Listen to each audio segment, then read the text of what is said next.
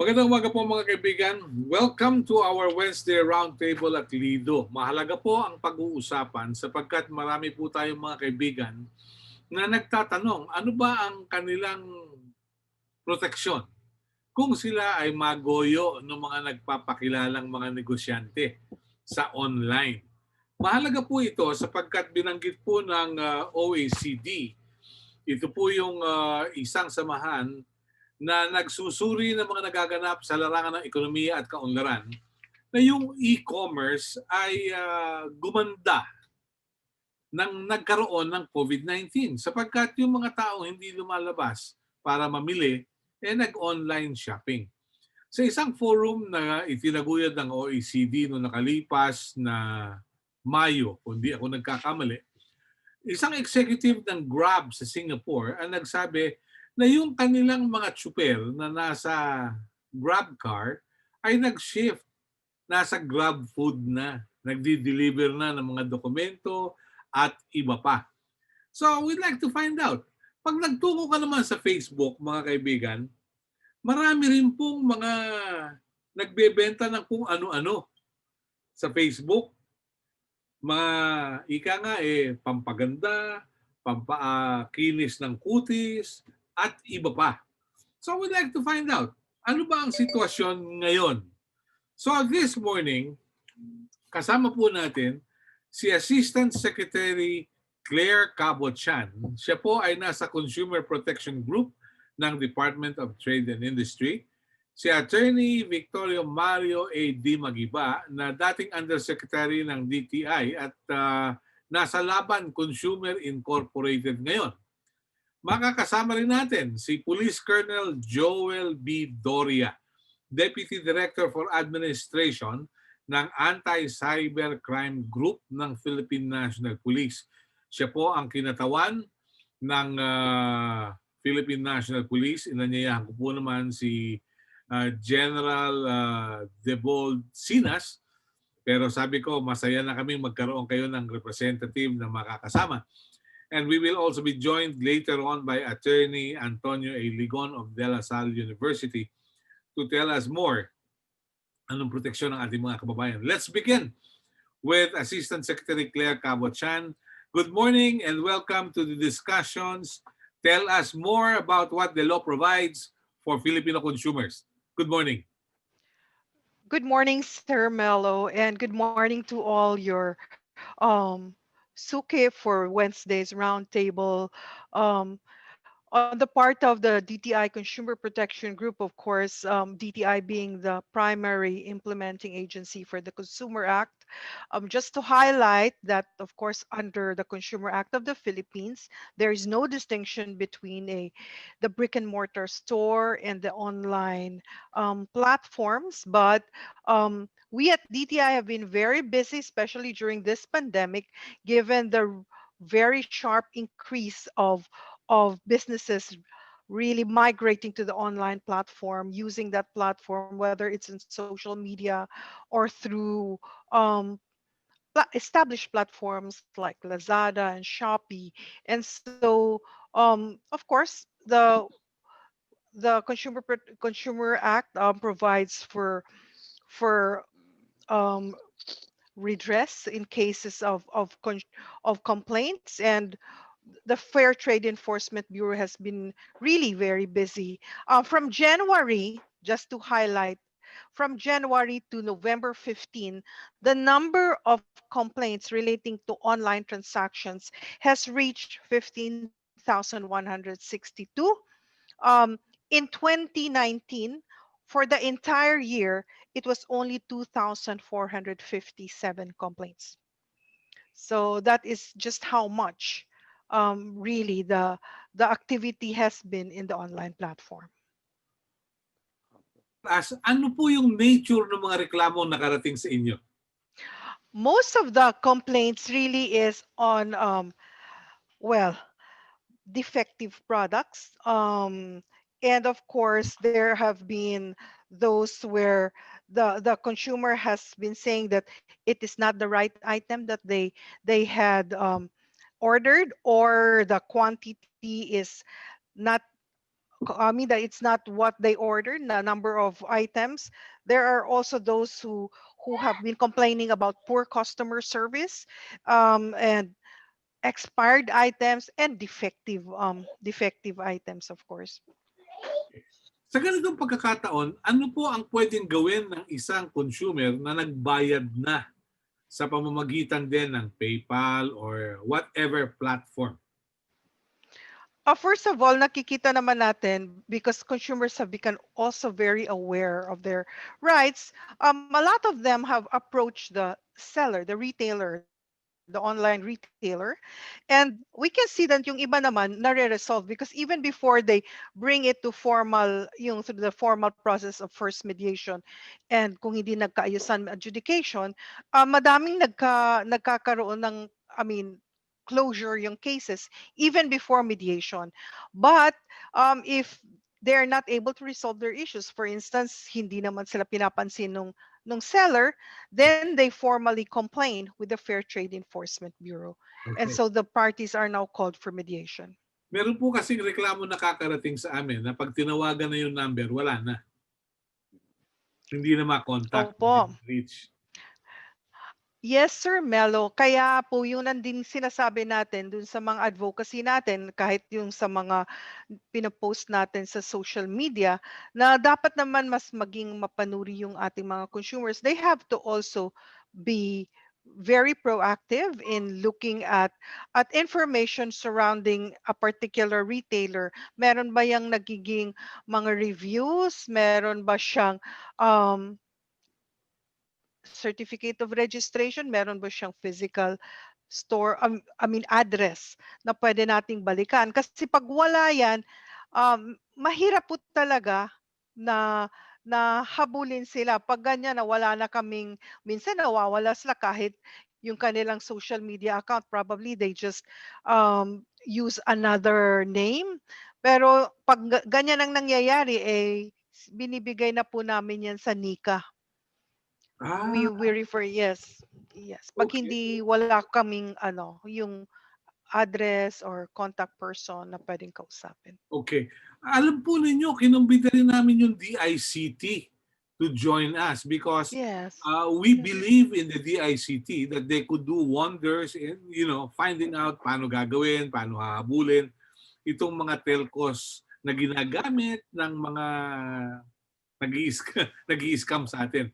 But anyway, I believe they are too busy with something else, no? That they can't find anybody to assign to share with us their views. But anyway, kasama rin natin si Attorney Vic Di Magiba. Magandang araw po and welcome to the discussions.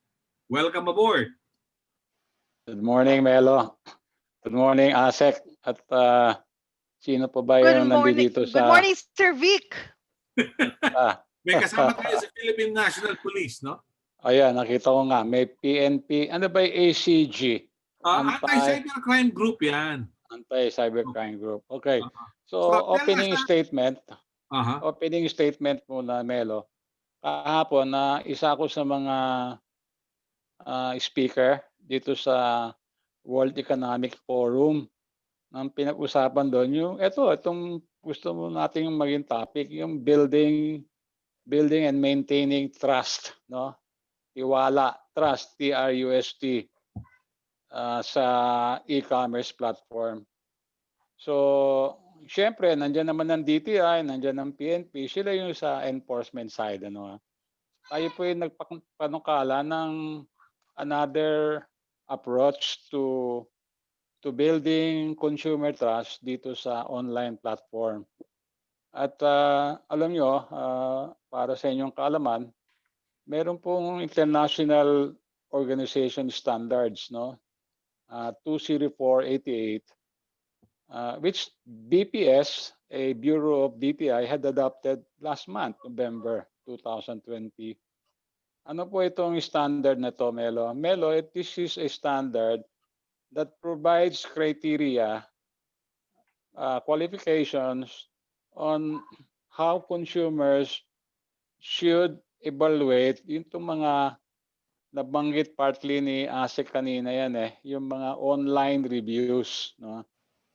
Importante kasi yan, Melo, at the moment, Yeah, there are many ways, so to speak, to skin a cat, One way, which is very current as far as the Philippines concerned, is in-nurture mo yung mga startups na ang kanilang gagawing advocacy, Melo, ay yung tinatawag na they will conduct market review professionally and arm's length, no?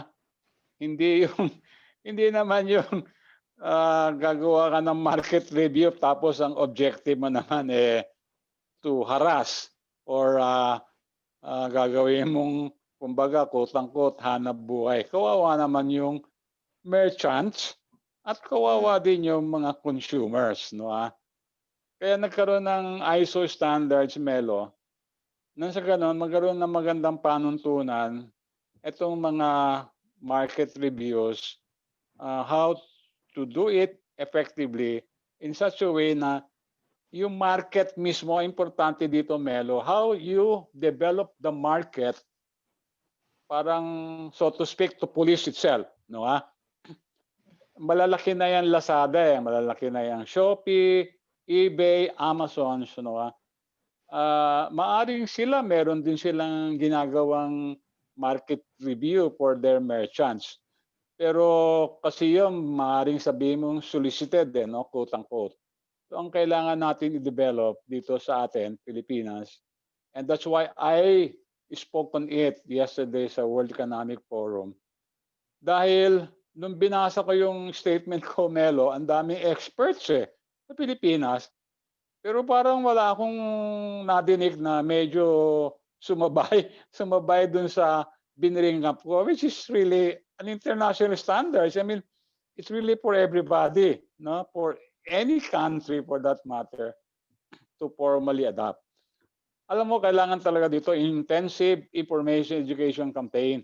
Paano ka makaka-develop ng mga market review na magiging batayan ng consumers, guide them when they exercise the right to choose and to buy a product. Opening lang, pero haba na. Ibadagdagan ko ba yung opening ko? No? Meron nga isang startup dito sa atin. Melo, may isang startup dito, hindi ko sabihin ang pangalan. Naging finalist siya dito sa Alibaba Global E-commerce Challenge, no? In other words, maganda yung kanyang pinakitang plataforma, what they do here in the Philippines, Finalist, pero ang daming kalaban Ang nanalo, Pilipino rin, third place, mga master students sa AIM. Pero iba naman yung kanilang sinubmit. Yung sa kanilang sinubmit, yung typical na pinag-usapan natin, yung e-commerce, how you sell online, etc. Pero itong naging finalist was more on this developing standards across the country. Yun sana. I mean, sabi ko nga sa World Economic Forum kahapon, if there will be follow-up on this dialogue, no? Magda-dialogue sila sa selected countries sa Asia Pacific.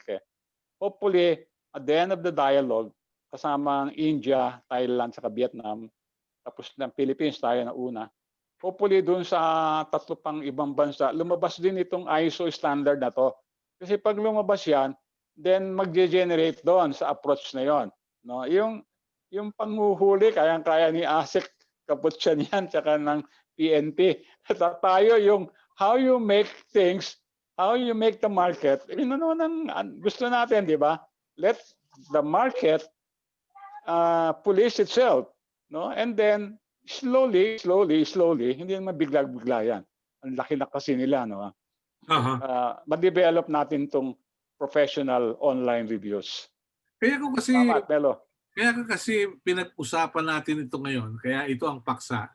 Sapagkat kahit sa Facebook, mag-scan ka lang kung ano-ano ng mga binebenta.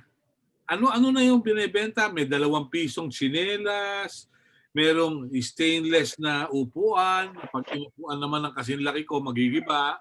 Merong pampakinis ng kilikili.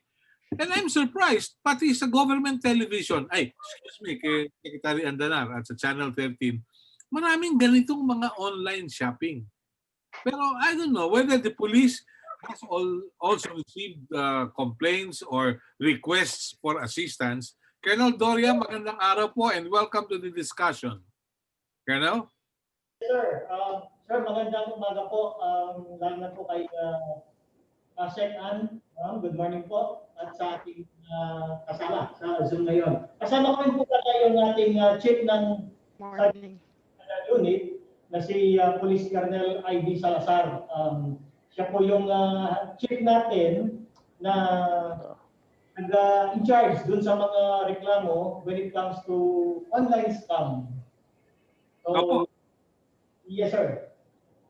Yes, please. Tell us about the complaints that you've been receiving sa anti-cybercrime group. Go ahead. Yes, sir. Maraming salamat po sa pagkakataon. And in behalf of our Director, ACG, si Police Brigadier General Marvin Manuel Pipino, nagkataon po kasi nasa conference din po siya ngayon, nagkasabay. So ako po yung pinadala niya na mag-attend. Opo. ACG po kasi karamihan hindi nila masyadong kabisado dahil bago lang po ang ACG. 7 years pa lang po. At 2013, due of the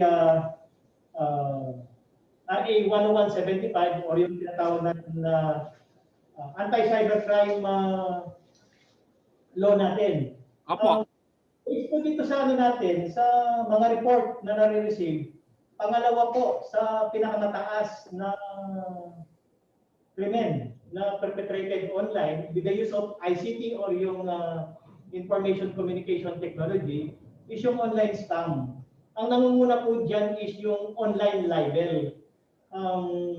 Doon po sa online scam natin o yung swindling or estafa or fraud, papasok po yun doon, meron po tayong recorded na 3,281. Ito po ay karamihan mga online transactions sa Lazada, Shopee, OLX. Ang pinakamarami po yung sa FB, Marketplace. Naku. Ang ating anti-cybercrime group, palagi po tayong nagpo-post din ng cyber bulletin. Meaning, pinapaalalahanan po natin yung mga consumers na sila'y mag-ingat dahil maraming modus operandi ngayon na ginagawa ng criminal. Taking advantage po doon sa salukuyan po na pandemic stage.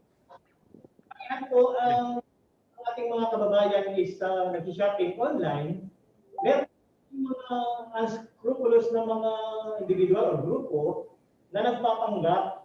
Kung mapapansin po ninyo, pagka nag-surf kayo sa internet, kung halimbawa may mga hinahanap kayong product or mga bibilhin, minsan po may mga nagpapanggap, ginagaya yung website ng isang kumpanya at pag doon kayo umorder, karamihan po, hindi nakakarating yung inyong binili or yung produkto. Or kung makarating man, minsan po effective.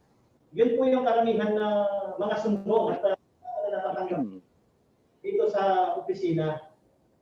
So, Ngayon po, ang pagkakaalam ko, Colonel, pag nakarating na sa piskalya ang reklamo, you consider it solved, no?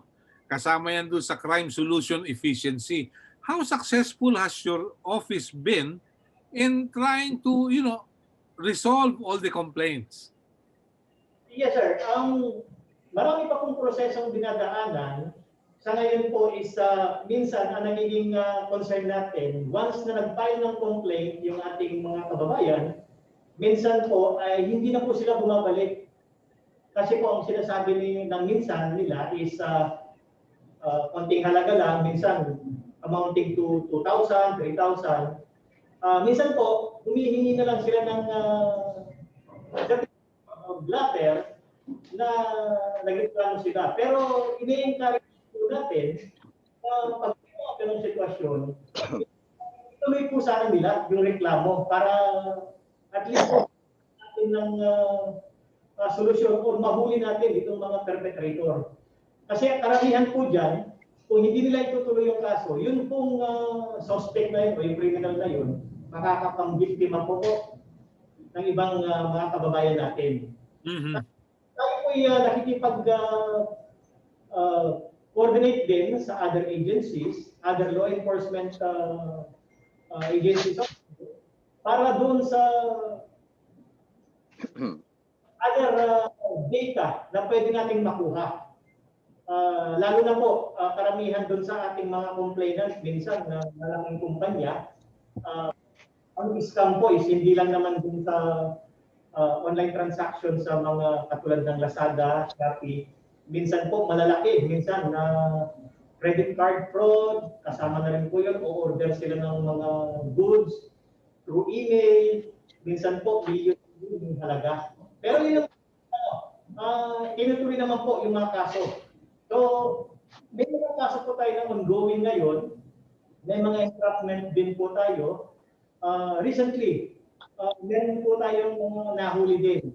Ang ginagawa po natin, kinokontak natin yung other complainants na halimbawa yung nahuli natin is kaparehas ng modus operandi na ginawa ng biktima sa ibang complainant. Ini-inform din po natin sila at ini-invite headquarters para ma-identify kung yun din yung same person na ng biktima. Opo. Well, thank you for the update. Attorney Antonio Ligon, you're a lawyer, definitely. Anong nakikita mong proteksyon ng consumers? I know you're traveling. Welcome aboard and tell us your views. Magandang umaga at magandang umaga sa mga tagapanood mo sa Facebook at saka yung mga bisita natin. Pasensya na, nalate ako. Alam mo, yung binanggit ng ating mga alagad ng batas at saka ni Secretary o sa consumer, ala talagang full protection pa ngayon, no? Tama yung sa cybercrime, yung electronic communication, yung consumer, yun ang mga existing laws eh. Pero hindi sapat yun sapagkat napakaraming loophole nga dito sa online shopping. Bibigyan kita ng halimbawa. Magagamit mo yung cybercrime kapag mapakita mo na yung seller ang gaya ng website ng iba. Okay, maliwanag yun kasi pinepeki mo yun, talagang nandun yung offense, no? Pero ang karaniwang nangyayari sa Facebook, may experience na magbebenta, ibibigay yung presyo, pero actually, papakita yung product, mali yung presyo, ibig sabihin, napakamura ng presyo, may mga kakagat, magpapadala ng halimbawa $50, pero ang actual price is $500.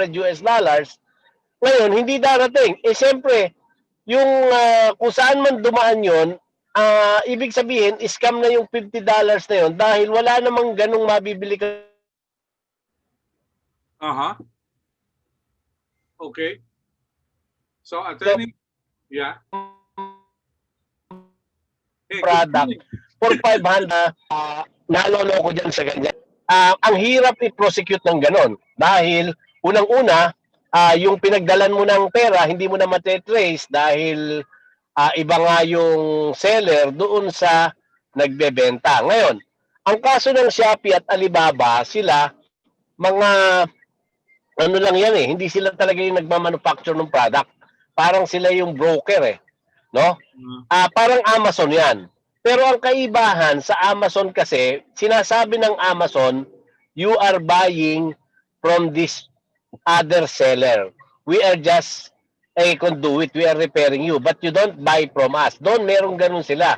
So ako kasi, I'm Amazon, kahit na may Shopee na and may Lazada, alam ko kasi yung mahirap dahil magugulat ka kapag nag-check ka ng mga products, kung minsan ang mura-mura nung available sa Lazada o sa Shopee, pag kinumpara mo, hindi yun yung genuine product. Pero you cannot blame them kasi sinasabi naman nila, they are not saying this is an authentic product. No? Wala silang ganun eh. Sinasabi lang nila available from the seller. So you have to check the seller, you have to make due diligence. So sa katotohanan, to answer your question, again, may mga existing laws, pero kailangan yung magiging sitwasyon ng problema mo masaswak dun sa law. But yung particular na yung mga pagkakamali, yung panloloko sa online shopping, hindi talaga na-address completely. That's the reality. Okay. All right. Reactions from DTI. ASEC? Yes, please. Yes, ma'am. Wala po kayong boses? Hello? Oops. Naka-unmute po kayo sa amin pero baka may defect ng konti yung mikropono. One more time. Remove my headphone. Yan. Good, good, good. Hello. Okay. Of course, in reaction to that, all I'd like to say is the Consumer Act is a relatively old law, and of course, wala pa po yung mga online transactions at the time, and that is why DTI, while we have been handling all these online complaints, on the legislative front, DTI has been supporting the bill in the House of Representatives as well as in the Senate, the Internet Transactions Act.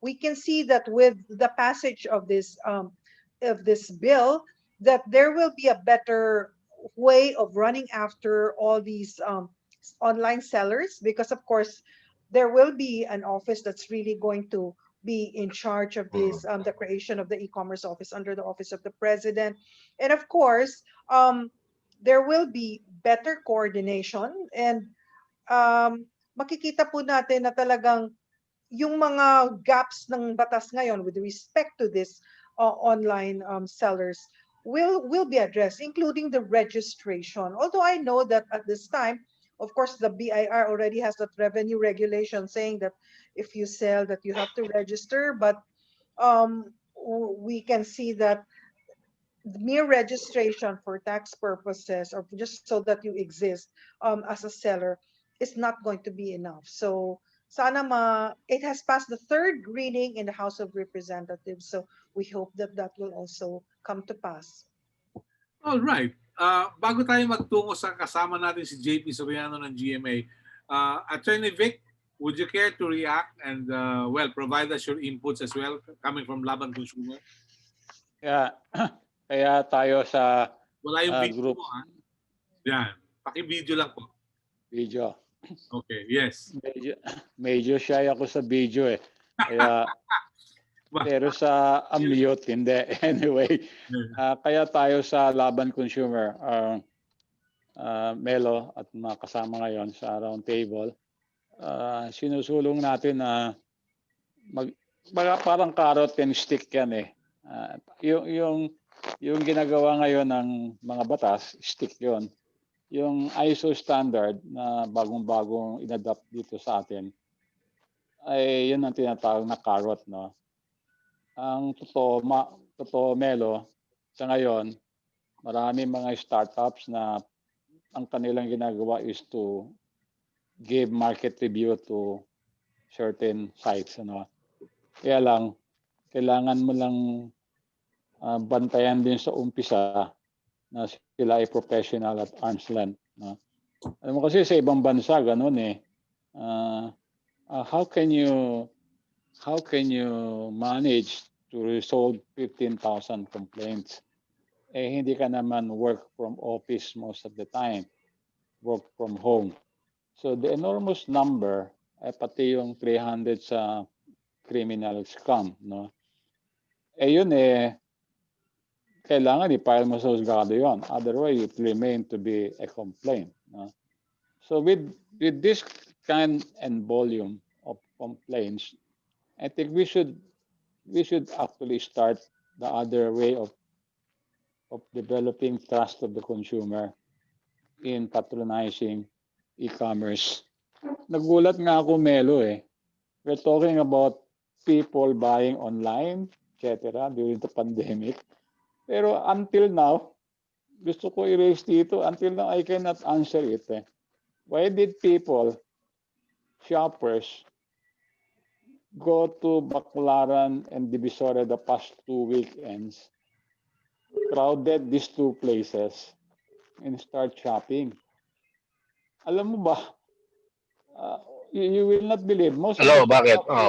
Wala kasing battery. most of the products sold online, they have been bought also in Divisoria and Baclaran. And then Okay. pinapackage na lang yan. I had experience, no? I ordered, what do you call this, yung rechargeable round battery for my Apple remote control. Ang ganda ng picture, naka-packaging. Pagdating dito, binuksan ko, nakabalot lang sa karton tapos nasa maliit na plastic.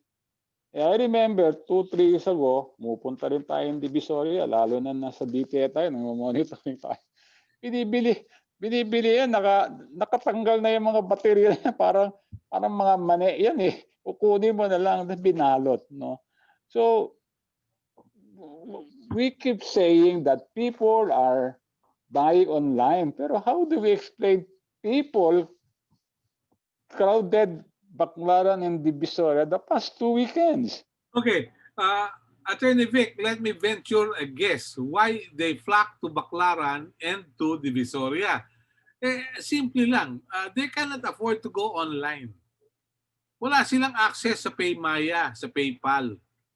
Dahil sa pagsusuri din ng Bangko Sentral, mangilan-ngilang mga Pilipino lamang ang may access dun sa ganong sistema.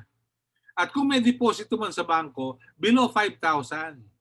Ang may pera lang ako ngayon waiting di ba? That's another issue. Well, we won't... So yan lang ang maganda siguro i-develop is side by side, meron kang stake, huli ka huli, handle complaints, pero meron ka rin carrot. I mean, kasi nandyan yan And that will probably be over a period of years as this industry continue to grow, could be, baga kung reliable na yung merchant, may trust mark ka na, yung batas na binanggit ni Ase kanina, one of the features of that law is magde-develop ng Philippine Trust Mark, TRUST. Siguro, yun yung magagandang provision. Hindi ka lang aasa sa enforcement. Mahirap I mean, I've been to DTI. I know that's a very difficult. I can always post na you keep running after them. Maski na yung PNP But when the market rated itself, no, hindi ka nabibili consumer. Hindi ka nabibili doon. Huwag lang yung mga fly by night na ang purpose naman hanap buhay. No? Scam din yun. Scam din yun. Yeah. Okay. Thank you. Yeah, yun yung reaction ko doon. Yeah. Thank you. Attorney Ligon, your reaction please. Yes. Very clear yung sinabi ni Asek kanina. Wala pa talaga yung law. In fact, nasa Congress pa nga. Dahil kung titingnan mo yung mga existing law, hindi na siya relevant para dun sa transaction ngayon. Now, ang talagang nakikita ko, immediate, kahit na magka-law na, yung pa ring awareness sa buying online. Kasi kailangan ang mga consumer matuto talaga to conduct their own careful examination of what they're buying. Kasi yung masesegue ko na rin sa tinanong mo, bakit sa sinabi ni Attorney Vic kanina na maraming pumupunta sa Baclaran kasi bukod dun sa hindi sila maka-avail nga ng online, marami pa rin sa atin na gusto yung nakikita yung produkto. Kasi sa totoo lang, maraming murang produktong mabibili sa online. Shopee, Lazada, whatever, kung ano man, Marami. Pag kinumpara mo, pag titingnan mo, parehong-pareho, pero mas mura doon. Pero yung consumer, iba pa rin yung makikita nila, mai-inspect bago nila ilabas yung pera. Now, dun sa issue nung walang payment online, PayPal, whatever, may mga nag-o-offer din ng yung cash on delivery, no? Marami ring gano'n na babayaran mo pag dumating. Ang problema nga, pagdating na, hindi mo na maire-reject yung product o ang pwede mo na lang gawin, hindi mo kalalabas at hindi mo babayaran. Pero, siyempre, magkakaroon ka naman ng bad record doon sa kung sino man yung binibilan mo. Yun ang nakikita ko. So, ang kailangan talaga ma-address. Ang pinaka-root cause, simple explanation bakit dumadami ang mga ganyang wrong product delivered, scam, or what. Kasi ang online, because of the development of the social media, parang yan yung yung freedom of expression eh. Napakarami ngayon na kahit sino magbablog, magsasabi ng fake news, hindi mo rin, parang rin yan, proliferation of fake news, no? Hindi mo madaling ma-check kung hindi ka talaga mag-iingat. Maglalagay ng balita, kung minsan maling-mali, pero ang produkto ganun din. Pero ang masama nga doon, sa produkto, pag nag-fake product or fake advertisement, may nawawala sa yung pera. Sa fake news, ang naloloko lang yung paniniwala mo at walang nawala, kundi yung pwede mong baguhin yung paniniwala mo. Pero pag nawala na yung pera mo, kahit mag-file ka pa ng complaint, bago mo ma-recover yun, kung makikita mo pa, siyempre, pag nag-file ka ng complaint, you will present evidence, they will have to investigate, and then they will have to require the other party to respond kung ganito, kung sila nga yung proper party. Kung maliit lang yung amount, nawawala na rin ng gana yung mga karamihan. Kaya yung mga naman loloko, hindi nagloloko yan sa mga online ng mapakalalaki eh. Karaniwan, iniisip nila, ay maliit lang ito, hindi na maghahabol yan. So kung marami yung maliliit na yun, marami, unless nga may law na specifically nag-ano dyan. And I think what our legislature are doing is to address that. I trust that yun yung mga ma-address nitong dinidevelop na law na to. You know, I'm happy because we have with us somebody from the DICT. Ka-appoint lang niyang board member at nandun sa Cybercrime Investigation and Coordinating Center. I'm referring to Mary Rose Magsaysay. Welcome aboard. Tell us more about your job and congratulations on your appointment. Oh, sir, matagal na po akong Board of Trustee ng CCP. 2016 pa, pero nandito po ako sa DICT. Mangyari, ito po talaga ang I used to be Undersecretary of Energy, and nakita ko ho na talagang kinakailangan na rin ho ng gabay ng gobyerno pagdating sa teknolohiya, ang intersection ng policy and technology, pagkat sa makatuwid, meron pong air gap between policy makers at technologists. Ang kala ng mga technologists, kaya nilang gamutin ng mga pagkukulang ng gobyerno. Hindi naman po nila talaga alam kung paano magpatakbo ng gobyerno. So, hindi naman po Pilipinas lang ang nakakadanas ng ganitong klaseng kalagayan. Sa buong mundo, ganyan po ang nangyayari. 20% pa lang po ng mga gobyerno sa buong mundo ay nakapag-digital transform na po. So dahil po sa pandemya, nakikita po natin na kailangan kaagad-agad mailagay natin sa all the way down na ma-implement na magamit ng tao yung mga solusyon na nilalabas ng gobyerno. Ang akin po kasi, well, on a personal note, no, mahilig po ako bumili sa online. Okay? 100% yan, hindi lang makita masyado yan. So, masasabi niyo siguro 3-4 na beses sa isang araw, lalo na ngayong pandemya, pati yung sa kong panlabad, dyan na po nanggagaling. Ngunit, ang akin pong ginagawa ay namimili lang po ako sa mga talagang naitaguyod na ng mga negosyo, ng mga korporasyon na nasa ilalim din ng SEC. Kaya nga nagtataka ako ba't wala ang SEC din dito. Dahil yung malakihang mga institusyon na negosyo, talagang pinapadungo natin sila kung may nangyari, di ba? Talagang saasarahan ng negosyo nila pagka may masamang nangyayari sa mga taong bayan na talagang pinangangahalaga ng ating mahal na presidente. Yun talaga ang katotohanan. Ngayon, ang ginagawa ko po, suggestion ko po nasa napakarami, kasi napansin po natin ang paglaganap po ng cybercrime ngayong mga panahon ay kasing laganap ng COVID. Kung hindi, baka mas matindi pa pagkat ginagamit itong paraan at rason upang ang mga criminals ay talagang in and out sila kasi hindi na nalalaman kung sino yung mga nandyan, right? Meron po akong burner card. Okay, what is a burner card? Okay. Ang burner card po ay isang debit card na nilalagyan mo lang ng pera kung magkano lang po ang inyong gagastusin sa panandaliang yun na kayo po'y papasok sa internet. Hindi nyo ho isasanga diretso yung mga account ninyo, no? Kumbaga, dahil nga laganap na ang cybercrime, paano po natin tutupukin ng gantong klaseng apoy?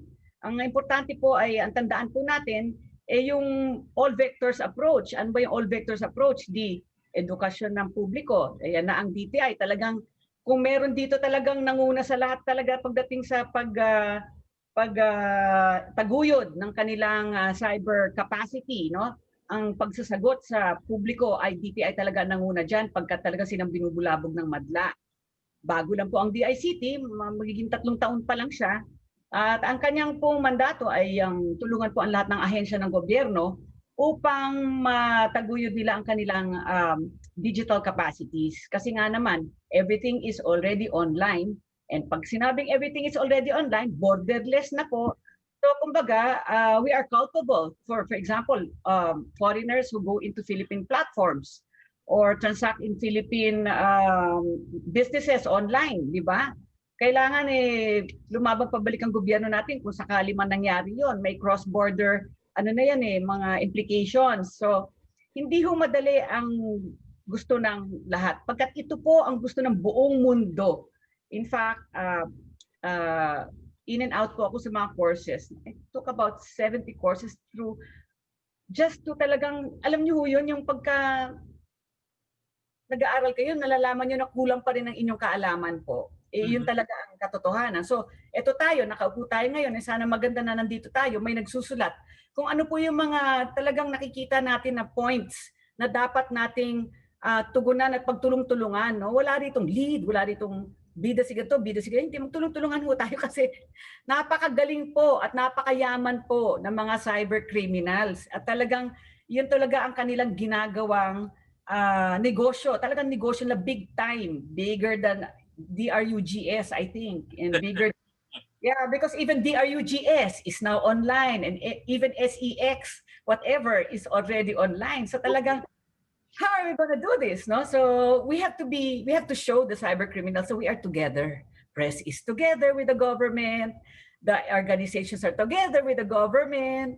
And then let's consensually approve on issues that we want to address. Kasi po, nakita ko po sa ibang bansa, wala ho sila nung experience ng 46,046 barangays, 10 dialects, 170 dialects, 110 million Filipinos in a very challenged terrain. So kumbaga, nagbibigay po nakikita ko po solusyon sa UN, nakikita ko po solusyon sa ASEAN.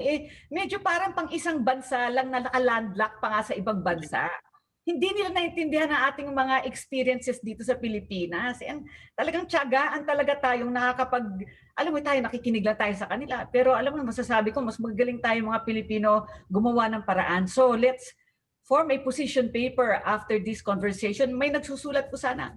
Kasi kunyari, may 10 ahensyang merong cyber capacity, cyber security, na sila, established, di ba? And then pwede na silang suggest sa mga iba-iba pa mga ahensya, pwede sila maging lead. Pero ang naiiwanan po natin yung madlang public, sinong tumutugon sa kanila? Ayan, nag-suggest na ako.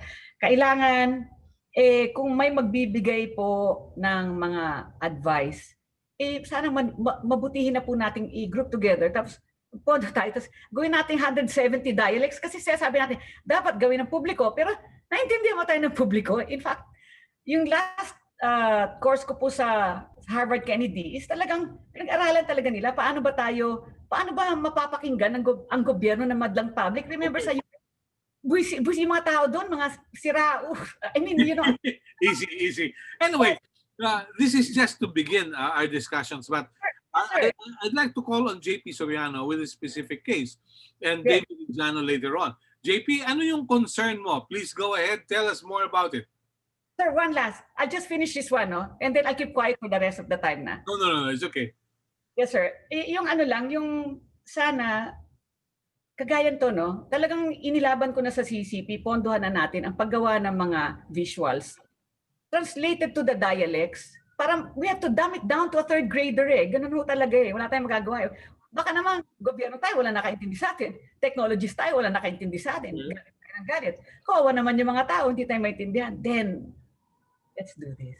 Okay, very good. Thank you very much for the suggestion. Specific cases tayo ngayon. JP, go ahead. Hi, good morning. Can you hear me? We're waiting for your video, my friend.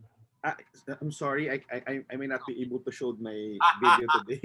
Sige. Pasensya na po. Sige.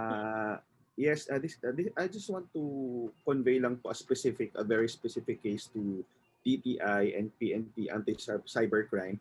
Na-mention na rin ito ni attorney kanina. Ito, isang example lang po kasi nag-message lang po sa akin, and then we are going to do this story for our newscast tonight. Nag-order daw po siya, online buyer po ito. Nag-order daw po siya ng isang bed frame sa isang Facebook post sa Facebook Marketplace. Very legitimate naman daw po yung account. Na-check niya, 2017 pa yung account ng seller, and may tracking link pa sila na pinost sa items. So sa GCash daw po sila nagbayad. Nagulat na lang daw po na nagme-message na siya, hindi na sumasagot nung after niya magbayad sa GCash. No? So in short, walang na-deliver na goods. Nag-worry lang daw po siya dahil baka yung ibang detalyeng meron siya, like yung phone, baka yung address pa alam, baka magpatuloy pa yung pang-scam sa kanya. So apparently may mga iba pang na-victimize kasi parang may nag-gather siya na ibang victim. Ano po ba ito? Anong klaseng modus to for DTI or PNP? And what can this person do? Po, salamat. Yeah, thank you, JP. Yes, Asek, please. Yes, of course.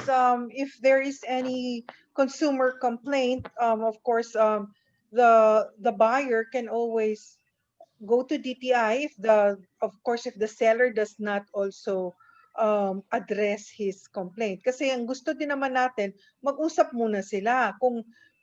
Kasi kung legitimate seller din yan, I am sure, and there are sellers that in DTI, yung tinatawag naming bagwis awardees, they have their own consumer complaint handling mechanism.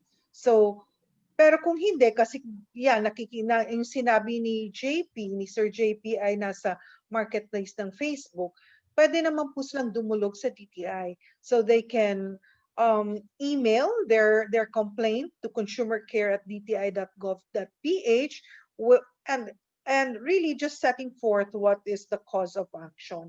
Kasi pag natanggap po yan, DTI is going to of course send a notice of mediation to the parties within 3 days from receiving the complaint. Tapos pag nakapag-mediation yan, dapat tapos na yan within 7 days. So yun yung ginagawa po ng Fair Trade Enforcement Bureau. All right, thank you. Yes, from the Philippine National Police, ano po ang inyong imumungkahi sa ating kaibigan si JP na merong kasong hawak ngayon? Please go ahead, Colonel. Yes, sir. Good morning, sir. Sir JP, yung pong sa kaso ng ating complainant, marami na po tayo natanggap na the same modus po yung ginagamit dyan sa FB Marketplace. Nabanggit niyo po, as per the complainant, na 2017 pa yung account, binerify niya. Pero i-check niyo rin po kung yung po bang account na yun, naka-transaction niya, hindi po ba siya binlock. Kasi dalawang bagay po yun. Yung account is authentic, after naman biktima, binablock yung na biktima. Pangalawa po, yung account, baka naman nahack yun. In-assume yung identity ng may-ari ng account, at nakapambiktima. Alam po natin, dahil naka-FB Live tayo, maaaring yung ibang scammers nanonood po or nakasubaybay sa atin ngayon. So, warning na rin po sa kanila. Pwede po siya magpunta dito sa Anti-Cybercrime Group, mag-file ng formal complaint, gagawin po natin ng aksyon, i-document po natin yan, and at the same time, we will request the FB. Las Piñas tayo, C5, tas meron bilang exit. Oops, sandali po. Sandali po. Yeah, okay. So you were saying? Yes, sir. Pwede po natin sa Facebook na i-take down yung account na ng biktima. And i-check din po natin sa records natin kung ito bang account na ito is meron ng previously victims na nag-file na rin ng complaint sa atin. So yun po, kailangan po niyang mag-file ng formal complaint na gagamitin po nating reference para doon sa pag-request natin sa Facebook for taking down yung account ng suspect na yon, and at the same time we will try to do our best na ma-identify kung sino man po yung may kagagawa na. JP? Oo. Thank you. Sir, sir Melo? sa PNP cybercrime kay sir, I don't know if you have, I noticed you have documents in front of you. What do you know for this year? Meron ba kayong data na, for example, from January to this week of November, gaano po karami yung kahit estimate lang po kung natanggap niyo very specific pagdating sa online selling scam na victim, if you have that figure, sir. Yes, sir. Actually, sir, we have regional anti-cybercrime unit. Nationwide po tayo. Meron tayong sa Region 1 hanggang Raco Cordillera and sa Raco Barn. So, nationwide po tayo. At dito rin sa Metro Manila, meron tayong District Anti-Cybercrime Team. 5 po yun. Meron collocated po ito sa Southern Police District, sa MPD, QCPD. So 5 po yun. Ang record po natin for the FB Marketplace, meron po tayong total of 628 received complaint. Doon po, dagdagan ko na rin po, dito po sa Lazada, based on our record, meron po tayong 182 complaint received. Sa Shopee, meron din po tayong 142 complaints received. Doon sa OLX, meron po tayong 90. So pinakamarami po sa FB Marketplace. Siguro po, pwede nating paalalahanan yung ating mga consumer or yung ating mga kababayan na namimili online. Sa internet po kasi, parang pumunta lang kayo sa isang mall. Sa isang mall po, maraming nagtitinda. So yung mga tindahan doon, sa mall, alam natin na legal yun kasi pwede nating puntahan. So dito naman po sa internet, katulad nung sabihin na natin sa Lazada or sa FB Marketplace, hindi po yan alam ng management or nung platform owner o nung Lazada mismo halimbawa, na yung mga nakapost doon, yun po ba yung authentic o hindi? Kasi ang ginawa ng mga yun is nag-comply sila doon sa requirements. Kaya nga po ang doon nung naimbitahan ng ating unit doon sa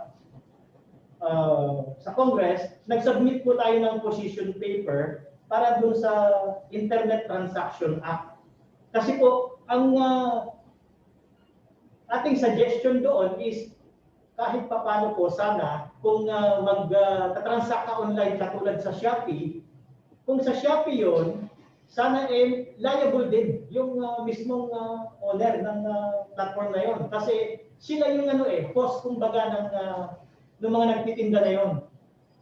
Kasi pwede po natin ikumpara. Bibili tayo ng produkto.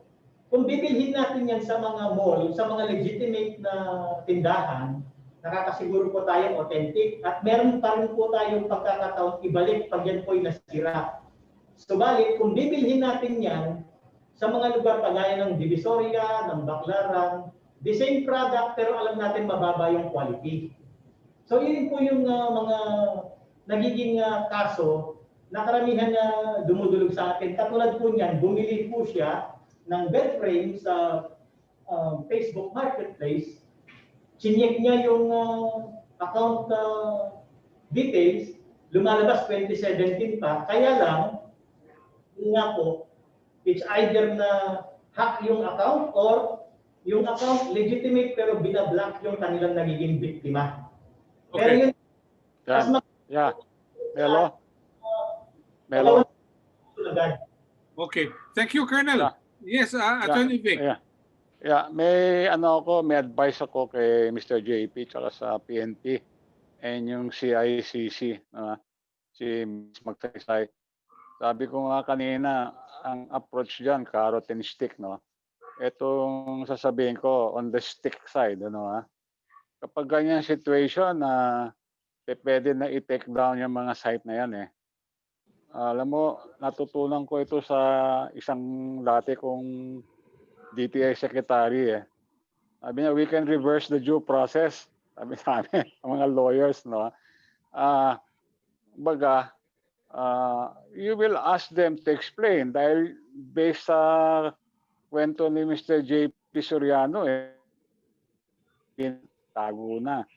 So i-take down mo yung site niya, hindi na siya makapagperwisyo. Kung legitimate yung negosyante na yan, hahabulin ka yan. In other words, hoy, bakit niyo ako tinake down? Oh, nakita mo na siya. I mean, and then the process begins, ano ha? Siguro, we don't need the internet transaction bill to become a law. Sa DTI, nag-i-issue kami ng preventive suspension order. No? Preventive, with a certain period, 48 hours or 10 days. No? Kapag hindi lumabas, talagang permanent mo na. Kasi kapag yan ginawa natin ngayon, it will help. It will help in policing the ranks. Ganun din sa mga merchants, sa mga platforms. I think they should start doing it sa mga merchants nila na pag hinabol mo ng complaints, ang hirap kausapin. Would you imagine 15,000 na yung complaint ng DTI for a period of 11 months? That means that's about 1,000 a month. COVID-19 pa man din tayo. So pwede yan take down the site and then you reverse the due process, ask them to explain why the closure should not be made permanent. Ginagawa naman yan sa ordinary procedure at the moment eh. Okay. Kawawa naman yung consumer. Yeah, thank you for the suggestion. Pero hindi ko lang alam kung ito bang mga nasa online may business permits. Wala, no? Walang business permits yan. So pwedeng naglalakad lang sa karsada yan, nagbebenta na sa online. We're joined by former BPLO Chief of Quezon City, Pax Maghakot. Pax, good morning and welcome to the discussion. Do you recall giving permits to online businesses during your time? Pax? Hello? Teka, walang signal si Pax, walang boses. Try natin. Paki-try lang nung... Ayan, sige. Subukan natin. Mahalaga to mahalaga pag-usapan to itatax mo pero wala namang business permit, wala rin. Hindi mo rin mahahabol yan pag minamalas-malas. Yes, Can you Pax? hear me now? Yes. Hello. Yes, Can you hear me? of course. Okay. Mali ang setting ko. Yeah, during my time sa City Hall, BPLO, wala namang online business. Lahat ng online business, call centers, maraming permits yun. Sa ngayon, apparently, may period na paluwal na total pandemic naman. Tuloy lang muna yung walang permit. That's why everybody, I'm also the chairman of the PCCI QC, as you know. So lahat ng members namin ngayon, 75%, have gone online sa kanilang products. Walang mga permits yun sa City Hall. Pero eventually, magkakaroon yun. Kasi ang unang nahabol dyan, yung DIR. Mahirap nga lang i-tax dahil ang computation at saka yung monitoring. But eventually, after this season of pandemic, palagay ko, tutuloy ang online, may mga permits yun. Ngayon, kasi kung may permits, mas madali ng complaint. Didiretso ka sa City Hall, sabihin mo hindi mo natanggap ang order mo, pumunta na ng inspector yon. Kasi identified naman kung saan yun Okay. Meron lang akong idea tungkol sa ating topic na scams. No? So far, what I am hearing are examples of online business na may mga kakulangan. Hindi na i-deliver, nagbayad, hindi na i-refund, mga ganun. I don't think that's a scam. That's a glitch. Yung scam is a deliberate effort, is a scheme of a company to fleece the customers by selling something that they don't have or by selling and later withdrawing the product and getting the money and closing down. Now, well, there are big time scams very early on, like bago ng Facebook, may mga nag-attempt ng Facebook type. Okay? And I think this is really started well, like Friendster. Tapos, makikita nila na ang laki pa ng pera sa advertisement, they did not use the money they earned in order to update or to give better services. Naunahan sila ngayon ng Facebook, nagsara sila, tangay lahat ng pera ng binigay ng mga advertisers at saka mga dues na binigay ng mga users. But yes, if we have to talk about complaints, marami sa PCCI members at nagko-complain, marami sa kanila kino-complain din na nagkamali ng delivery. Ako mismo sa Shopee, ilang beses na yan. Alam mo sa Shopee, napansin ko, if you order 2 goods, you inspect the second one, mali. Umorder akong dalawang external disc, ang isang karton, walang laman. The other day, umorder ako ng tripod with camera holder, yung camera holder ng cellphone. Dumating ang tripod, wala yung camera holder. Nung nareklamo ako, sabi sa akin, sige, deduct na namin, refund lang namin. Anong gagawin ko sa tripod na wala yung holder? Hindi ako na But so far, in all my complaints, walang nangyari. In fact, they are ridiculous. They said first time, ay wala na kami magagawa kasi binayaran na namin yung seller. Why don't you contact the seller kayo mag-usap? You know where the seller is? In Singapore. I will not spend money for something I bought for 1,500. Sa kanila lang yung pambili ng COVID medicine. Anyway, but if we stick to the scam, the real scams are big time, by the way. They're not like hindi naka-deliver ng bracelet na mumurahin. No, they're big time, and okay. They get money from advertisers mostly. Ang consumers kasi di naman magbayad yan . They only pay to register and then libre na yan. Oh, by the way, I see that the person, the head official from the ITC, tama ba yun? Yeah, the ICT. Yeah. Well, I was the last Assistant Secretary for Telecommunications Office of DOTC. And when I took over that office, which is in charge of telecommunications all over the country, including the barangays, after 6 months, sabi ko sa Secretary Garcia at kay President Ramos, Sir, isara na natin itong opisina. We have 7,000 employees, walang ginagawa kundi mag-antay ng poste na steel na bumagsak at pupulutin nila ibebenta. Dahil wala nang gamit yun, yung steel na post sa telegraphy. Kaya ginamit ko noon, Motorola disk na Motorola satellites. Okay. So sabi, anong gagawin natin? Sabi ko, una, ibigay natin yung mga antenna sites na mga hectares of land, including signal 1, signal 2, na may 10 hectares may antenna sites, di ba? Yung antenna ngayon, isang torre na lang . So ibigay natin sa mga nagtira squatters. So we gave them to NHA. Tapos, sabi ano nangyari? Isara natin ito. I remember the President said, what happens to telecommunications in the country? I-improve pa naman natin yun. Sabi ko, hindi magtayo ka ng opisina, i-convert mo ito. And that's what happened. Now we have the ITC, and you took all my facilities actually, my buildings, my personnel, and the 3 tranches of telecommunications. This, by the way, this office now, as it is operating itself, is the key to make sure that the scams are eliminated or mitigated or whatever. Okay. Thank you. Thank you, Pak. It's the key. That's the key. So, yun lang akin. Okay.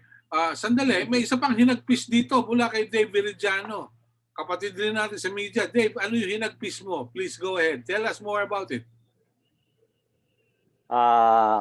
Teka muna, kasi kanina nabanggit yung Baclaran, yung Quiapo. Parang may naalala ko bigla . Nung bago pa lang akong police reporter, mga early 80s, ang bilihan talaga Quiapo, Baclaran. Divisoria. laman ako ng mga lugar na to eh. Aha. Naghahanap noon ng tinatawag na side street swindling. Yung mga namimili sa bangketa, naloloko ng mga nagtitinda sa bangketa. Ang mga legal na nagbebenta noon, yung mga stores, yung mga malalaking department store, sa harapan noon yung mga vendors. Okay. Ngayon, ang tingin ko, itong mga side street swindling, ito yung tinatawag natin na online scammers. Pero dahil pareho yung style nila eh. Yung panloloko ng mga side street swindlers noon, ito rin yung ginagawa ng mga online swindlers na to na tinatawag ko. Ako, mahilig akong mamili sa mga online sellers eh. Alam mo, sa tagal ko na police reporter, naloloko pa rin ako. Siguro, i-rate ko sa 10 binili ko, 8 yung naloko ako. Ang dami nilang pamamaraan. Sample. Halimbawa, ito lang, very recently, umorder ako ng salamin. Kasi ang mura nung kanilang eyeglasses eh. Yung mabibili mo sa mga optical ng 4,000, 6,000, sa kanila, 1,500. Nagtataka ako, sabi ko, bakit napakamura? So I tried. I tried. Yung pala, bawat isang salamin, consider nila isa yon. So, sabi nila, buy one, take one. Alam nga naman, isa lang bibilin mo para yung pala, buy one, take one. Yung lente ang sinasabi nila. Yung ganun ba? Yung hindi tama yung sinasabi nila, nililito ka eh. Halimbawa, may in-order ako na isang camera. Nakita ko, ang ganda-ganda ng camera, mura. Nung dumating sa akin, hindi pala camera, holder lang ng camera. yung mga ganong style. Ito maganda, yung umorder ako ng bagong-bago na nakita ko yung foldable na na cellphone. Ang mahal pa nun, wala pang lumalabas nun. Meron na sila, galing daw sa abroad. Umorder ako, 2, binayaran ko kagad. PayPal pa ginamit ko. Naku, meron dumating sa akin after 3 months. Foldable nga, pero hindi cellphone, wallet. So, pero ito yung napansin ko sa Facebook, merong lumalabas na mga advertisement, yung mga sponsored advertisement. Ang gaganda ng video, wala kang masasabi. Pag kinlik mo, dadaling ka sa isang website. Pagdating mo sa website, andoon na lahat ng explanation. Nandoon na pati yung mga patotoo na maganda yung produkto. So, may entice ka na bumili. Pag bili mo, pag deliver sa'yo, yun na. Minsan may madi-deliver, minsan wala. Yung huling-huling binili ko na iririgalo sana sa isang kaibigan ko, yung CCTV. Ang ganda-ganda, 1,500 din yung 2 pieces. Dumating naman, CCTV, pero nakalagay doon sa kahon, hindi siya totoo, laruan lang siya. Para lang panakot siya. Pero pag binasa mo yung description talaga, totoong CCTV. Scam yan. Yan ang scam. Ganun talaga. Ito pa, meron ako idadagdag. Yung sinabi kasi na pag-scam malakihan. No? Narinig ko kanina sinabi na isang natin. Totoo yun. Kasi privy ako sa investigation na isinagawa ng isang grupo ng magagaling na cybercrime investigator ng isang malaking bangko. Okay? Itong head nito, isang dating police colonel sa CIDG, sa CIS pa noon, na nagretiro. CIS eh. Nagretiro siya.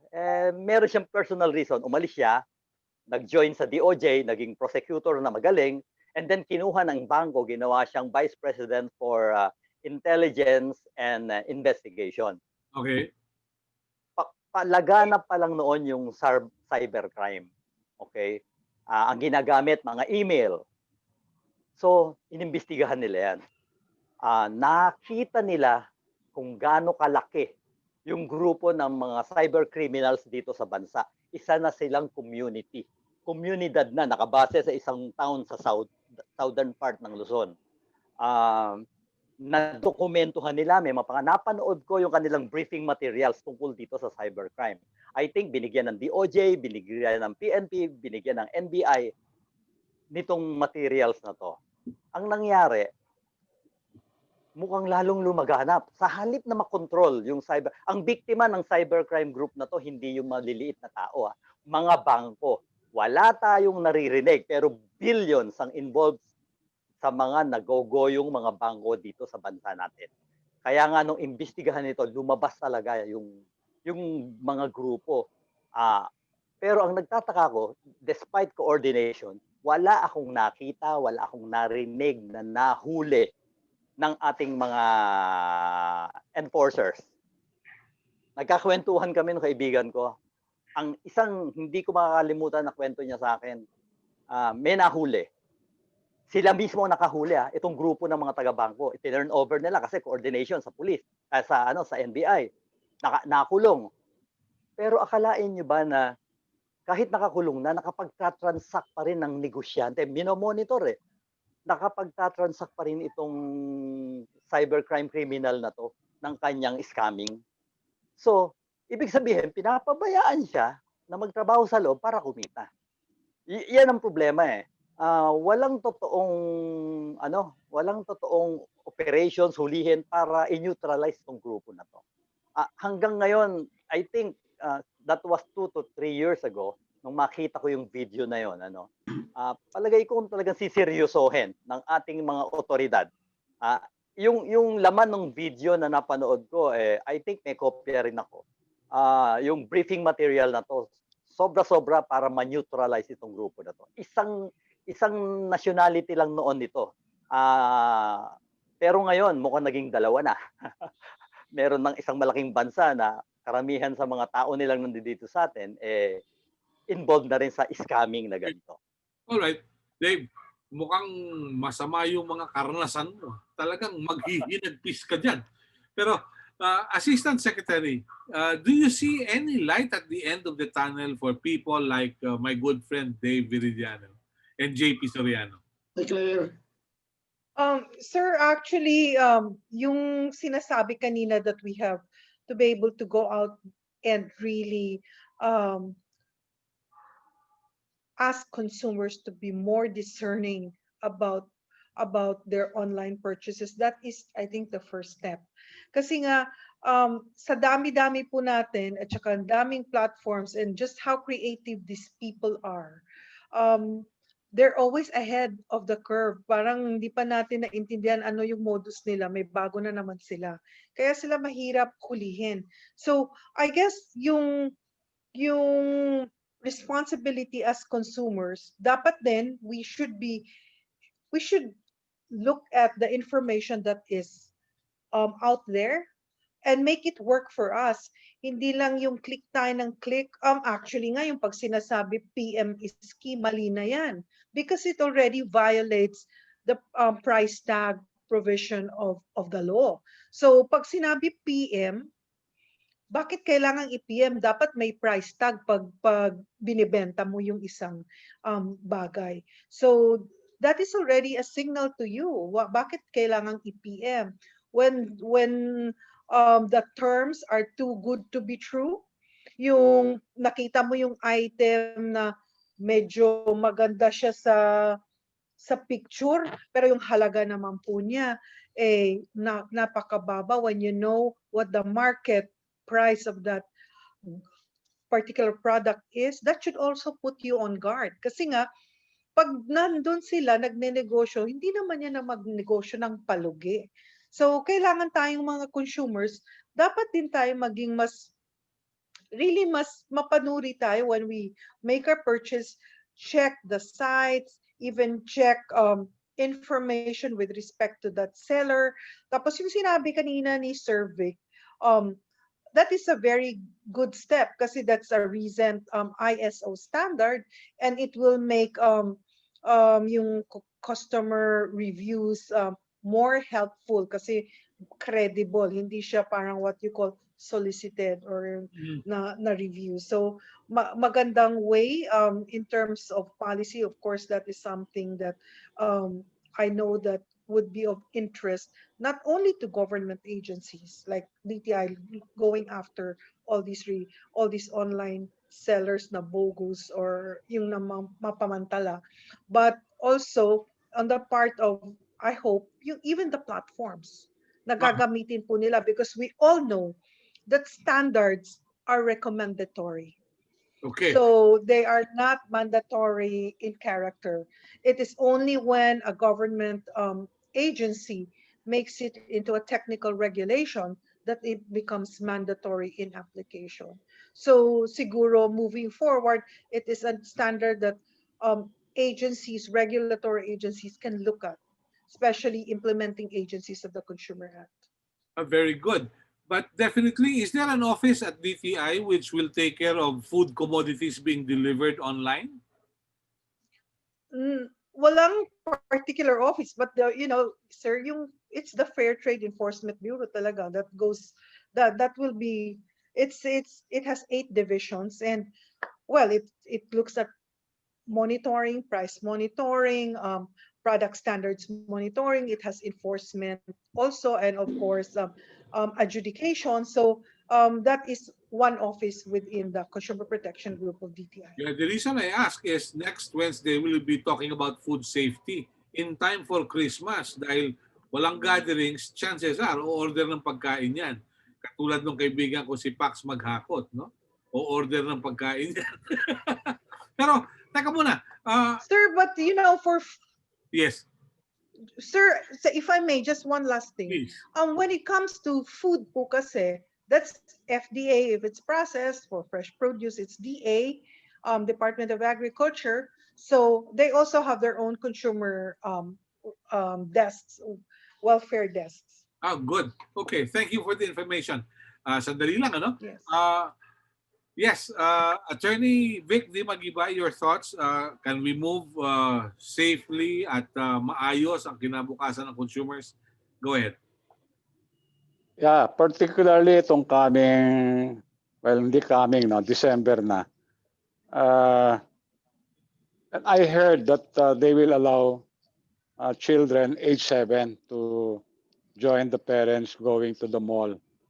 Mukhang binawi yan ni Secretary Anyo kanina eh.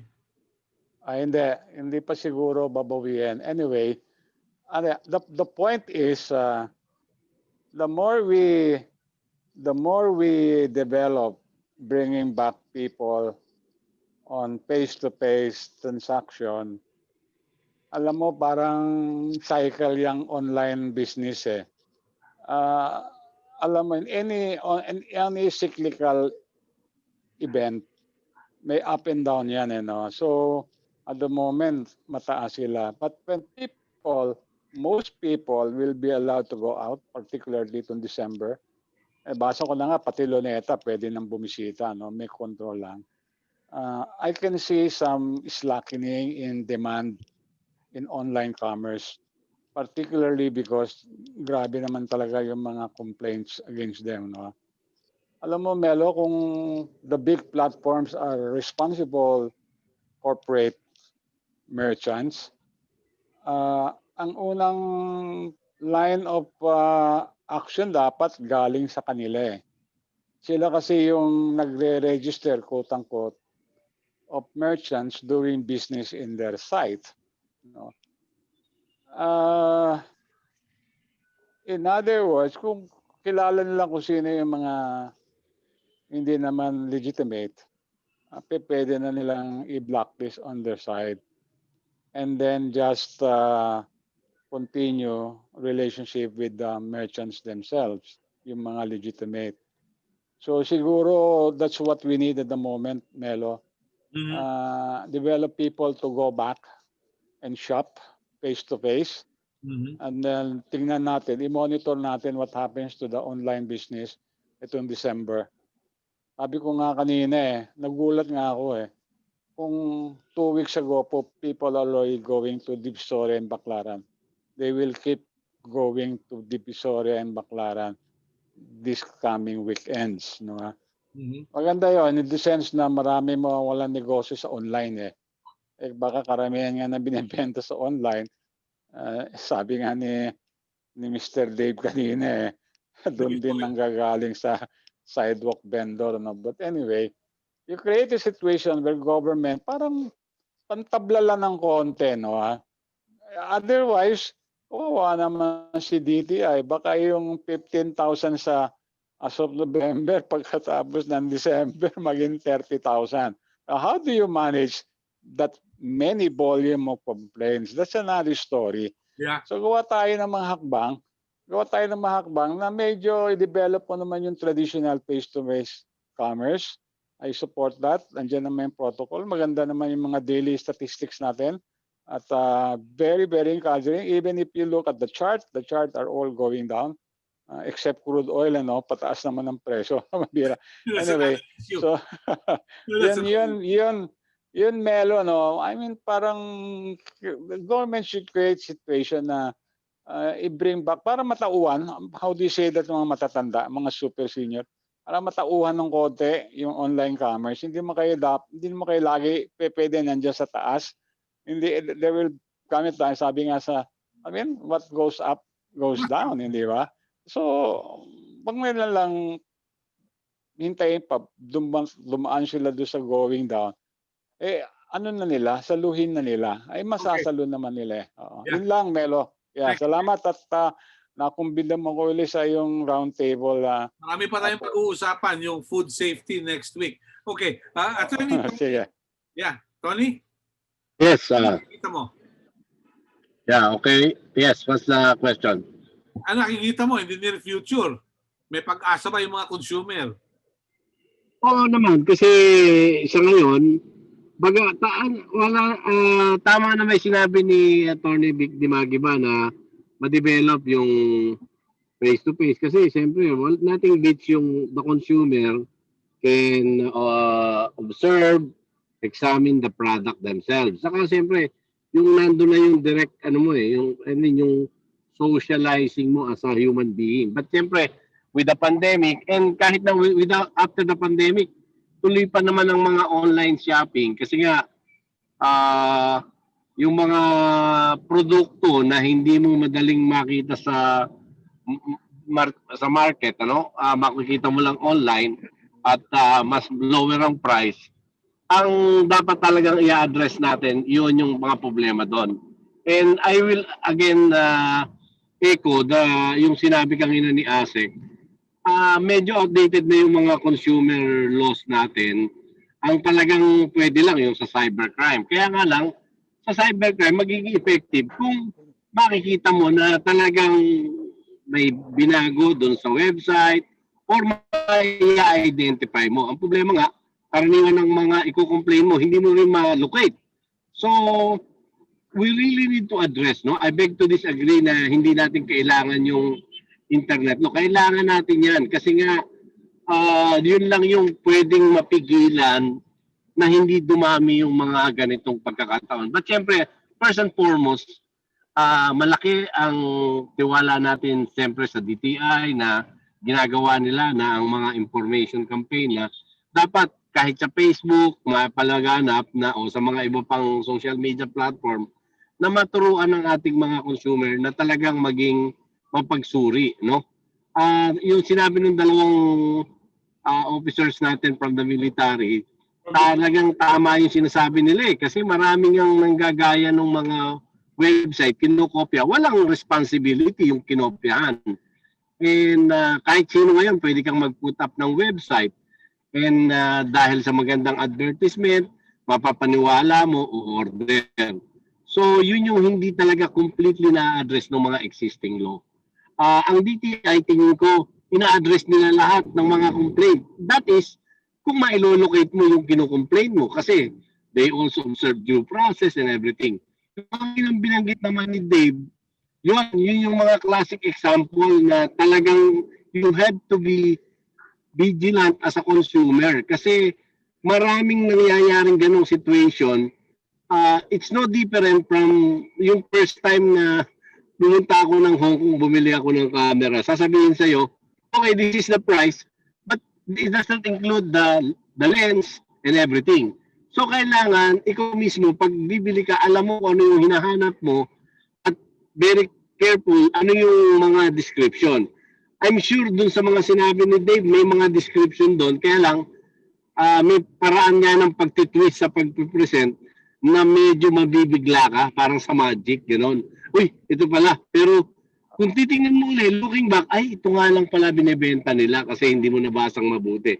I'm not saying Dave was negligent, no? I'm just saying probably they really intended to deceive the consumer, pero ang meron din naman tayong buyer beware na tinatawag eh. Kailangan palaging tayo pa rin ang may pag-iingat. Huwag nating i-rely dun sa seller because the seller would always sell their product and they will use all words enticement. No, walang iniwan sa advertisement sa law, no? Yung parang exaggeration, parang halimbawa, Coke adds life. You know, pag i-interpret it, nakakadagdag ng buhay yan. Pero, but you see, yun yung mga ganun no? I mean, medyo extreme example yan. But you have to really educate our consumer. And tayo mismo mag-educate sa sarili natin. Kung katulad ditong programa mo, maraming nakakapanood, nalalaman nila, ay ganito pala yung mga sitwasyon.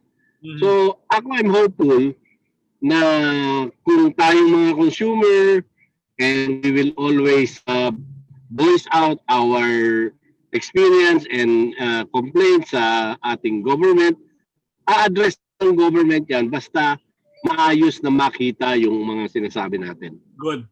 All right. From the Philippine National Police, Colonel Doria, please. Yes, sir. Pagdating po sa ating consumer at sa mga seller, mahigpit po ang direktiba ng ating mahal na Chief PNP, General De Bolsinas, na pagtingin ang ating operasyon laban dun sa mga cybercriminals. Hindi lamang po yung consumer ang nabibiktima, kung hindi may mga complaints po tayong nare-receive din. Ang trend po na latest na nare-receive namin is fake bank receipt o yung fake receipt na karamihan ng complainant natin, yung mga seller naman, mga company. Ang suspect natin is yung mga buyer na kung saan is mag-order sila online ng mga appliances, magpapadala sila ng resibo na banking receipt, online transaction na sila nagbayad na. And meron silang meet-up places na kung saan doon i-deliver yung mga appliances. Pagka-deliver, only to find out nung may-ari ng kumpanya na peke pala yung resibo. For the past few weeks po, meron tayong 12 na kaso na dinulog sa atin dito po sa headquarters ACG sa Kamkrame. Yun po yung karamihan po, malalaking halaga. So hindi lamang po yung mga seller yung nambibiktima, kung hindi, nabibiktima rin po sila. Kaya po tayo ngayon is ang ginawa po natin, yung mga modus operandi na ginagawa nila, ipinopost din po natin sa Facebook page ng ACG. At yun po ipinapadala din natin sa ating PIO para ma-post na para po sa kaalaman at informasyon ng ating mga kababayan.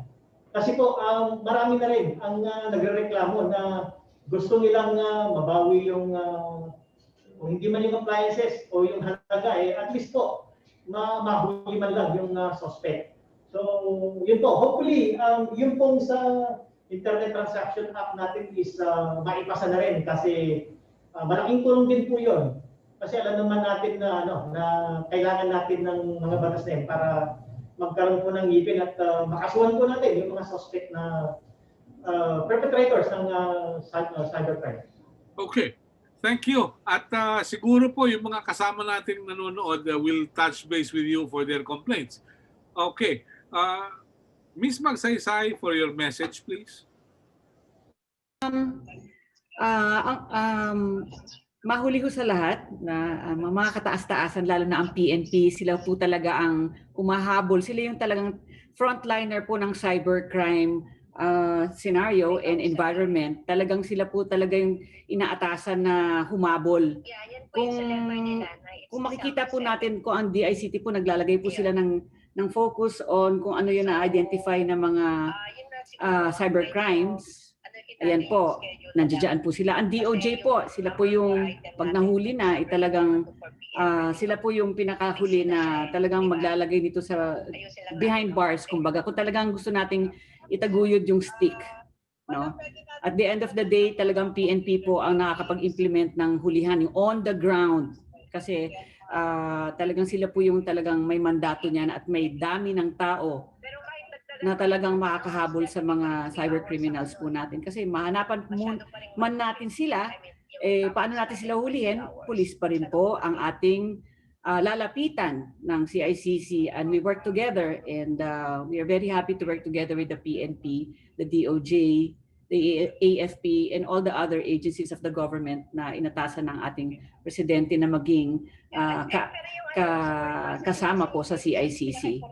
Yun lang po. Ang sabi po nila, if everybody is in control, nobody is really in control, or if everybody is leading, then nobody is really leading. And you have the CICC to join hands with all the agencies with cyber security and cybercrime focus and capacity, so that there is no replication of the duties, and there is streamlining of the expenses of the government. That's all.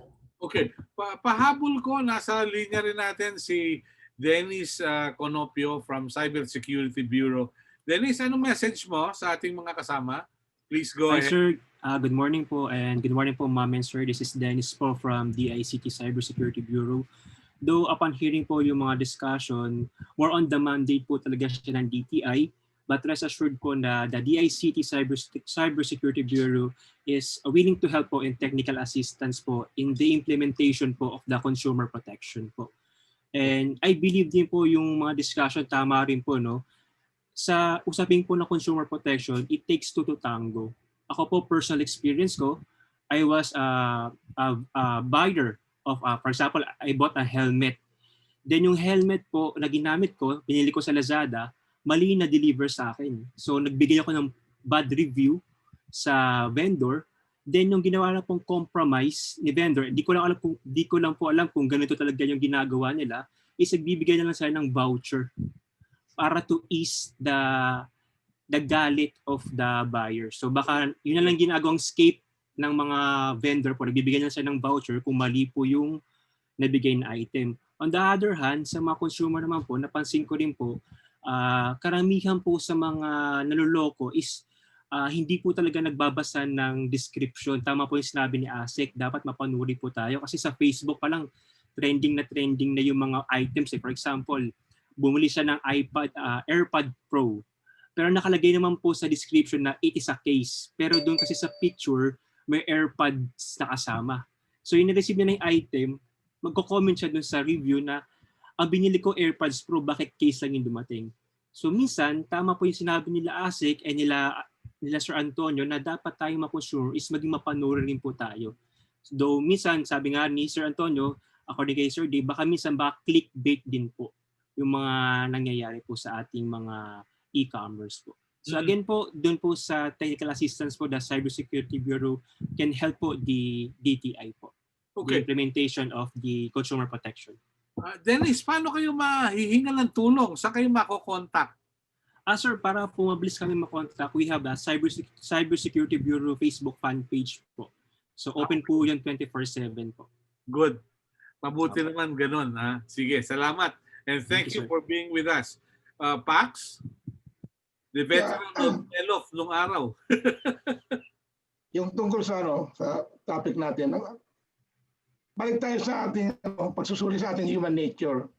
Ang batayan ko, una, kaya kung bibili hindi ko kailangan. Okay? Ngayon, alam ko ang kailangan ko para hanapin ko sa internet yung gusto kong hanapin. Hindi yung nagbabrowse ka, bigla may pop out na bagong product. Uy, kailangan ko ito. Kasi sabi nila kailangan ko. So, let's be frugal these days. Huwag tayong bibili ng hindi natin kailangan. At kung kailangan natin, masisigit natin yun dahil lahat ngayon dinideliver na. Walang hindi dinideliver. Pangalawa, as much as you can, as possible, huwag kayong kailangan magbayad kayo cash on delivery. That is your last protection for your money. Kasi pagdating ng goods, kung duda ka, pwede mo buksan, pwede bilangin, pwede tingnan kung tama doon sa prosyon nila. At pag hindi, di wag mong bayaran, sila magreklamo, wag ikaw. Sila maghanap ng ano. Kasi siyempre ang nag-deliver noon, magreklamo, ba't hindi mo babayaran delivery cost? So, wala kang problema. Hindi mo natanggap kung gusto mo. So, only buy what you need and pay cash. Kayong gumamit ng card nyo, sayang yun. Mahirap magreklamo pag card ang binayad. All right. Thank you, Pax. Asek, pahabol ko lang ito. What do we do doon sa mga naniningil, yung mga collecting agencies? Meron nagpadala sa akin nakalagay, nakapagbayad na po ba kayo ng 1 p.m.? Pwede kayo magbayad sa ganito, okay? Using your account number. 1:06. 2:41 ng hapon, ayaw nyo pong sumagot. Tatawagin namin mga references ninyo. 9:52 ng umaga. Sasagot ho kayo, sir, o tatawagan namin ang opisina mo at lahat ng references mo na pinagtataguan nyo kami. Magpakatao po kayo. Tapos, hindi lang yun, may kasunod pa yun. This is so-and-so publishing. We received a paid advertisement against you for the fraud of estafa. We will start to publish your name and address and picture to any leading newspaper. Mali pa yung English eh. Please call us up. May binigay na number. Hanapin si ganito. How do you look at this, Asek? Cyberbullying Is ba that to? Is it a collecting for a debt that you have, like credit card debt, or for something that you... Kaibigan ko, oo. Kung sa credit card po kasi, sir, that would be the Bangko Sentral. And I know that they already have issued something on that kasi that is really already harassment. So parang yung the practice when credit card companies give it, outsource the function to a collecting Agencies. company, and then they go around calling the offices, and yung mga ganyan, yung ipapublish, threatening talaga, ay bawal po yan eh. But I know that BSP has already issued something in terms of policy to address that. Good. Ano pong mensahe ninyo sa ating mga manunood at mga kaibigan at ang media? Ano pong inyong message?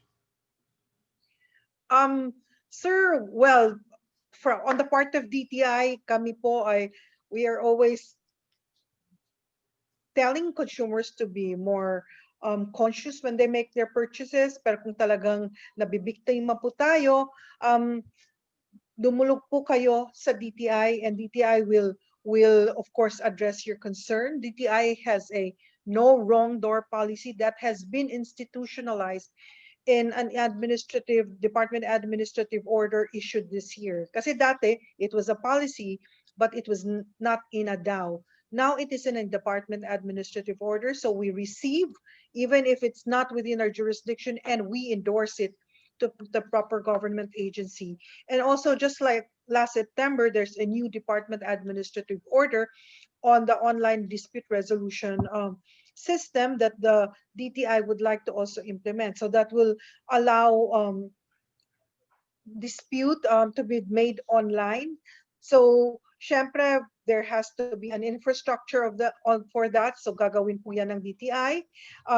The end game being that there can be online mediation, and of course, we are able to link to the ASEAN online dispute resolution system.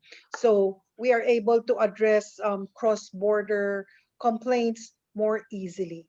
So we are doing what we can to address all these developments to keep at pace with also advancements in digital technology. Salamat po. Maraming salamat po. Doon po kay Attorney Big di mag-iba. Pakibukas lang po ng inyong camera at ganun din kay Dennis. Mag-group picture man lang tayo kahit virtual. Ano? You know, it's a pleasure to be your host sa ating Wednesday Roundtable at Lido. Maganda ang paksang na pag-usapan. Maraming mga problema na sana'y makatagpo ng kalutasan. At siyempre, nariyan ang pamahalaan, nariyan ang pribadong sektor. Tingnan natin kung ano pa ang magagawa upang higit na umunlad ang kalagayan ng ating mga kababayan. After all, the main purpose ng tao ay mapaunlad ang kanyang kalagayan, maging magaan ang buhay, at ika nga makamtan ang mga mithi ng ating bansa. Thank you very much. Have a nice day. Until next time, sa mga kasama natin sa PNP, sa DTI, ganun din sa DICT, at sa Laban Consumer at kay Attorney Ligon. Magandang araw po. Till next time, God bless us all. Merry Christmas. Salamat, Melo. Merry Christmas. Thank you.